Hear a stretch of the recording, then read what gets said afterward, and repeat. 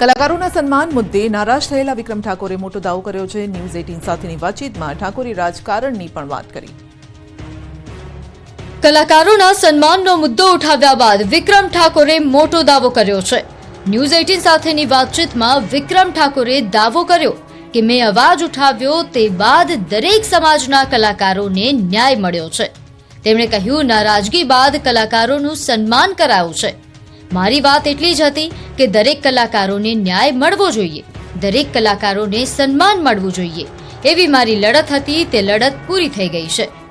વિક્રમ ઠાકોર સહિત વિધાનસભામાં ફરી કલાકારોને આમંત્રણ અપાયું, તે સમયે કેમ ન ગયા તે અંગેના સવાલમાં ઠાકોરે કહ્યું કે હું ગયો હોત તો લોકોને લાગ્યું હોત કે મારું સન્માન કરાવવા ગયો, તેથી હું વિધાનસભામાં ન ગયો।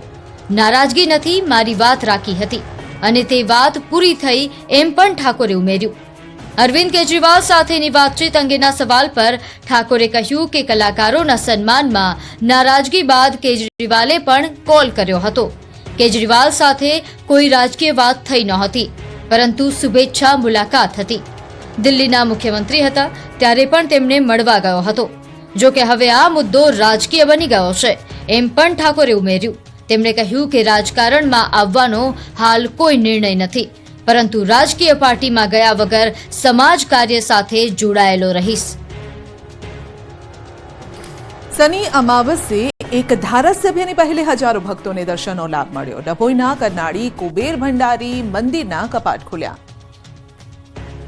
વડોદરાના ડભોઈના કરનાળી કુબેર ભંડારી મંદિરમાં ટ્રસ્ટીઓના વિવાદ વચ્ચે ધારાસભ્ય શૈલેષ મહેતાએ મંદિરના કપાટ ખોલ્યા। નોંધનીય છે કે કુબેર ભંડારી મંદિરના ટ્રસ્ટીઓના બે જૂથ વચ્ચે વિવાદ ચાલી રહ્યો હતો। તે વચ્ચે મહત્વની શનિવારી અમાસ હોવાથી મોટી સંખ્યામાં ભક્તો મંદિરે દર્શન માટે પધાર્યા, તેથી ધારાસભ્ય શૈલેષ મહેતાએ ભક્તો માટે મંદિરના કપાટ ખોલ્યા। આ ઉપરાંત પૂજારીઓ સાથે બેઠક કરી મામલો શાંત પાડ્યો।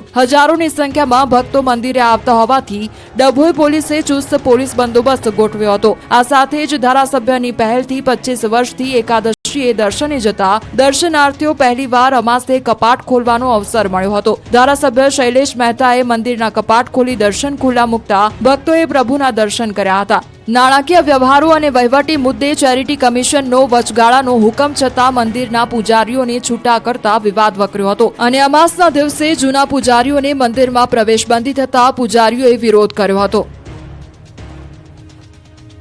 સૌરાષ્ટ્ર સહિત રાજકોટ પાણીના પ્રશ્ને આત્મનિર્ભર બને તેવા પ્રયાસો થઈ રહ્યા છે। રાજકોટ માટે એક સમય એવો હતો જ્યારે પાણી માટે વલખા મારવા પડતા। જો કે સૌની યોજના મારફતે નર્મદાનું પાણી રાજકોટને મળતા મહદઅંશે પાણીની સમસ્યા ઓછી થઈ છે, પરંતુ હાલ રાજકોટ ફક્ત નર્મદા પર નિર્ભર બન્યું છે। તેથી રાજકોટને પાણી માટે આત્મનિર્ભર બનાવવા તરફ ઘણા સમયથી ચર્ચાઓ થઈ રહી છે। તે વચ્ચે જળશક્તિ મંત્રાલય પણ આ વિષયમાં વિચાર કરી રહી છે। હાલ રાજકોટમાં ગીર ગંગા ટ્રસ્ટ દ્વારા જળ સંચય મામલે કાર્ય કરવામાં આવી રહ્યું છે, પરંતુ રાજકોટ શહેરની નર્મદા નીર પરની નિર્ભરતા દૂર થાય તે માટે નવા જળાશયો બનાવવામાં આવે તે પણ જરૂરી છે। ચોમાસા દરમિયાન રાજકોટને પીવાનું પાણી પૂરું પાડતા જળાશયો ઓવરફ્લો થઈ જાય તો પણ 8 મહિના નર્મદા નીર પર આધાર રાખવો પડે છે। આજે રાજકોટના શહેરીજનોને દૈનિક આજી એક ડેમમાંથી 130 MLD, ન્યારી એક ડેમમાંથી 140 MLD અને ભાદર એક ડેમમાંથી 35 MLD તેમજ 125 MLD નર્મદા પાઇપલાઇનમાંથી પાણીનો ઉપાડ છે। આ અંગે પૂર્વ ધારાસભ્ય ગોવિંદ પટેલનું કહેવું છે કે વર્તમાન જળાશયોમાં જે કાપ છે તે દૂર કરીને તેને ઊંડા કરવા જોઈએ, તેમજ સાથોસાથ સૌની યોજના મારફતે આપવામાં આવતું નર્મદા નીર બ્રાહ્મણી ડેમમાંથી આપવામાં આવે તેવી વ્યવસ્થા ગોઠવવી જોઈએ। હાલ નર્મદા ગુજરાતની જીવાદોરી સમાન બની છે। રાજકોટ સહિત સૌરાષ્ટ્ર અને કચ્છના છેવાડાના ગામ સુધી નર્મદા નીર પહોંચી રહ્યા છે અને ત્યારે રાજકોટ શહેરની નર્મદા નીર પરની નિર્ભરતા દૂર થાય તે માટે નવા જળાશયો બનાવવામાં આવે તે જરૂરી છે। અમરેલીમાં ડેમના પાણીના મુદ્દે ખેડૂતો અને તંત્ર સામસામે આવી ગયા। ડેમના પાણી મુદ્દે તંત્ર અને ખેડૂતો આવી ગયા સામસામે। અમરેલીના રાજુલા તાલુકાના ધારેશ્વર ગામ પાસે ધાતરવડી એક ડેમના પાણી મુદ્દે ખેડૂતો લડી લેવાના મૂડમાં છે, જેને લઈ ખેડૂતો દ્વારા સભા યોજવામાં આવી હતી, જેમાં આ ડેમના પાણીને લઈ ચર્ચા કરવામાં આવી અને રાજુલા પ્રાંત કચેરી ખાતે પહોંચી આવેદનપત્ર પાઠવવામાં આવ્યું। મહત્વનું છે કે વર્ષ 1972માં ખેતી સિંચાઈના ઉદ્દેશ્યથી આ ડેમ બનાવવામાં આવ્યો। ત્યારબાદ વર્ષ 1987માં દુષ્કાળની સ્થિતિ સર્જાતા રાજુલા શહેરને પીવાનું પાણી પૂરું પાડવા માટે ધાતરવડી એક ડેમમાંથી પાઇપલાઇન દ્વારા રાજુલાને પાણી આપવામાં આવ્યું, જે માટે તમામ લોકોએ સંમતિ પણ દર્શાવી હતી, પરંતુ હવે તંત્ર દ્વારા આ પાઇપલાઇનને મોટી કરવાની કવાયત હાથ ધરવાની હિલચાલ શરૂ થતા ખેડૂતો રોષે ભરાયા છે. કેટલાક ખેડૂતોએ એવો પણ આરોપ લગાવ્યો કે આ ડેમનું પાણી ખાનગી કંપનીઓને આપવા માટે ખેડૂતોના હકના પાણી પર તરાપ મારવામાં આવી રહી છે. આણંદમાં એક ડાન્સનો વિડીયો હાલ ભારે ચર્ચાના કેન્દ્રમાં છે. એક વીસીએ જાહેરમાં ડાન્સ કર્યો અને ચર્ચા ચકડોળે ચડી. વિદ્યાર્થીઓમાં કલા અને સંસ્કૃતિ પ્રત્યે જાગૃતતા વધે તે માટે કોલેજ દ્વારા કલ્ચરલ કાર્યક્રમ થતા હોય છે. ક્યાંક આવો જ એક કાર્યક્રમ આણંદના વિદ્યાનગરમાં પણ યોજાયો. વિદ્યાર્થીઓમાં સંગીત માટે રુચિ વધે તે માટે મ્યુઝિક કોન્સર્ટ પણ રાખવામાં આવ્યો હતો, પરંતુ આ કાર્યક્રમમાં યુનિવર્સિટીના વીસી અને રજિસ્ટ્રારનો ડાન્સ ચર્ચાનો વિષય બન્યો. આંખ મારે ઓ લડકી આંખ મારે સોંગ પર સ્ટેજ પર વીસીના પગ થિરકવા લાગ્યા. અહીં સવાલ વીસીના પદની ગરિમાનો છે.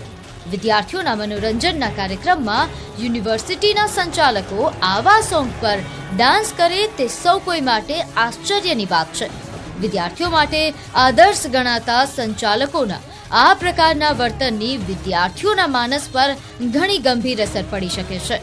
વીસીના પદની ગરિમાને ન શોભે તેવા સોંગ પર નિરંજન પટેલ નાચતા નજરે પડ્યા. આણંદ વિદ્યાનગરના સરદાર પટેલ યુનિવર્સિટીનો આ વિડીયો વાયરલ થઈ રહ્યો છે અને લોકચર્ચાનો વિષય એ રહ્યો કે શું આવા પ્રોગ્રામમાં વીસી જેવા મહત્વના હોદ્દા પર બિરાજેલ વ્યક્તિઓ આવા સોંગ પર ડાન્સ કરે તે કેટલું યોગ્ય. જો તમે બજારમાંથી ઘી ખરીદી રહ્યા છો તો આ સમાચાર અચૂક જોઈ લેજો. બજારમાંથી કોઈ પણ ખાદ્ય ચીજો ખરીદતા પહેલા એકવાર ચેક જરૂર કરી લેજો, કારણ કે નકલ અને ભેળસેળ તમારા આરોગ્યને નુકસાન પહોંચાડી શકે છે. અમદાવાદમાં આવા જ શંકાસ્પદ ક્રીમનો જથ્થો ઝડપાયો. એએમસીના ફૂડ વિભાગે કાર્યવાહી કરી આ જથ્થો પકડ્યો છે. શહેરના નરોડા ખાતે આવેલા શ્રીનાથ એસ્ટેટમાંથી આ શંકાસ્પદ ક્રીમનો જથ્થો ઝડપાયો. આ દરોડામાં એએમસીએ અંદાજિત 1200 કિલો ક્રીમનો જથ્થો પકડ્યો છે. એએમસીના આરોગ્ય વિભાગના મતે આવા શંકાસ્પદ ક્રીમમાંથી નકલી ઘી બનતું હોવાની પ્રાથમિક માહિતી છે. શિવશંભુ ડેરી પ્રોડક્ટ્સ નામની ચાલતી આ કંપનીમાં આવા શંકાસ્પદ ક્રીમને બનાવવા મિલ્ક પાવડર અને પામોલિન તેલનો ઉપયોગ કરાતો હતો.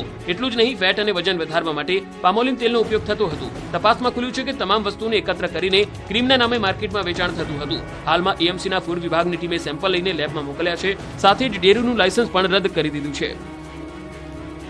આધ્યાત્મિક દ્રષ્ટિએ જેનું સૌથી મહત્વ છે તેવી ચૈત્રી નવરાત્રીનો આવતીકાલે પ્રારંભ થઈ રહ્યો છે. 30 એપ્રિલથી ચૈત્રી નવરાત્રીનો પ્રારંભ થઈ રહ્યો છે.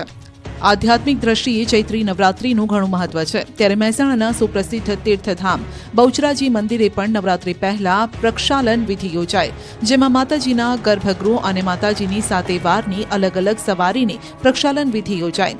30મી વિધિ વિધાન મુજબ ઘટ સ્થાપન વિધિ યોજાશે. ચૈત્રી નવરાત્રી દરમિયાન શતચંડી યજ્ઞ, પલ્લીખંડ સહિતના ધાર્મિક વિધિ વિધાન થશે. દર વખતની જેમ આ વખતે ભક્તો માતાજીના દર્શનનો લાભ લેશે. દર વર્ષે ચૈત્રી પૂનમના દિવસે 15 લાખથી વધુ ભક્તો મા બહુચરના પાવનકારી દર્શનનો લાભ લેતા હોય છે. આ તરફ પંચમહાલના પાવાગઢમાં પણ વિશેષ તૈયારી કરાઈ છે. વહીવટીતંત્ર દ્વારા યાત્રાળુઓ માટે પીવાનું પાણી, એસટી બસ, પાર્કિંગ સહિતની વ્યવસ્થા ઉપલબ્ધ કરાવવામાં આવી છે. મંદિર ટ્રસ્ટ દ્વારા ભોજનશાળા અને વિશ્રામ ગૃહનો પણ પ્રથમ નોરતેથી ભક્તો માટે પ્રારંભ કરાશે. ભક્તોને પ્રસાદ પૂરતા પ્રમાણમાં મળી રહે તે માટે પણ સુચારું આયોજન કરાયું છે. રોપવે અને મંદિર ખોલવાના સમયમાં પણ ફેરફાર કરાયો છે. ચૈત્રી નવરાત્રીમાં પાવાગઢ ખાતે મોટી સંખ્યામાં ભક્તો દર્શન માટે આવતા હોય છે.